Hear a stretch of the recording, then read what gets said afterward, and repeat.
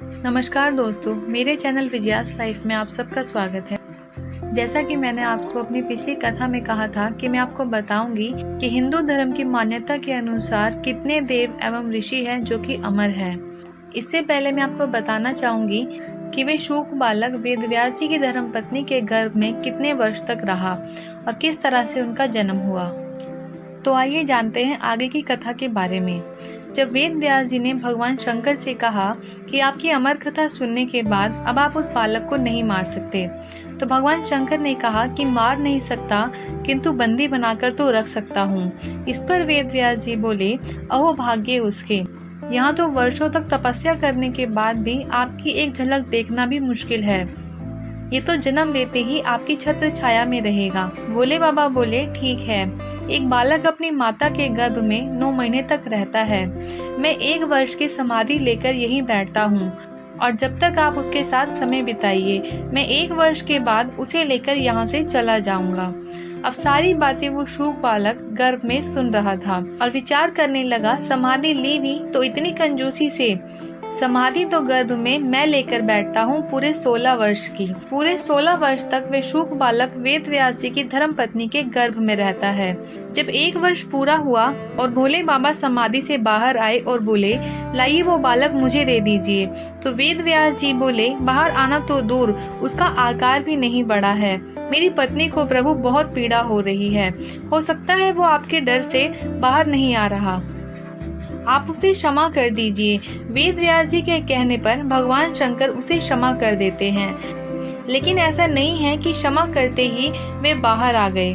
पूरे 15.5 वर्ष तक वे गर्भ में ही रहे और वेद व्यास जी की धर्म पत्नी को बहुत तकलीफ हो रही है। वेद व्यास जी भगवान शंकर से विनती करते हैं। तब भगवान शंकर पृथ्वी पर आकर उस बालक से कहते हैं, तुम बाहर आ जाओ, मैंने तुम्हें क्षमा कर दिया है। ये दुनिया बहुत सुंदर है, मैंने बहुत सुंदर दुनिया बनाई है। इस पर वह बालक कहता है, इसीलिए तो बाहर नहीं आना। इस सुंदर दुनिया में आकर जीव आपको भूल जाता है, यहाँ तक कि आपको मारने से भी इनकार कर देता है।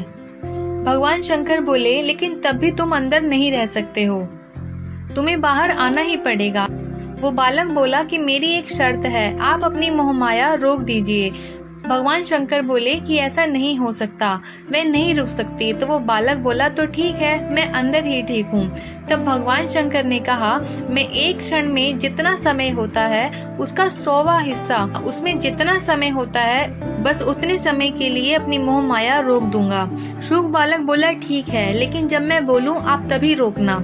उसने बाहर आने की तैयारी कर ली और जैसे ही भगवान ने अपनी मोह माया रोकी, उसी समय साक्षात सुखदेव मुनि महाराज जी प्रकट हुए।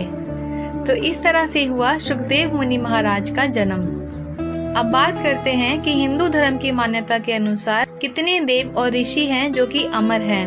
मैं आपको एक श्लोक सुनाऊंगी, उस एक श्लोक में उन सभी के नाम हैं जो कि अमर है। अश्वत्थामा बलिर्व्यासो हनुमान च विभीषणा कृपा परशुराम च सप्त ऋषि चिरंजीवी। ऐसे 7 देव या ऋषि हैं जो कि अमर हैं। पहले अश्वत्थामा, दूसरे राजा बलि, तीसरे वेद व्यास जी महाराज, चौथे हनुमान जी, 5वें विभीषण जी, 6ठे कृपाचार्य जी और 7वें परशुराम जी।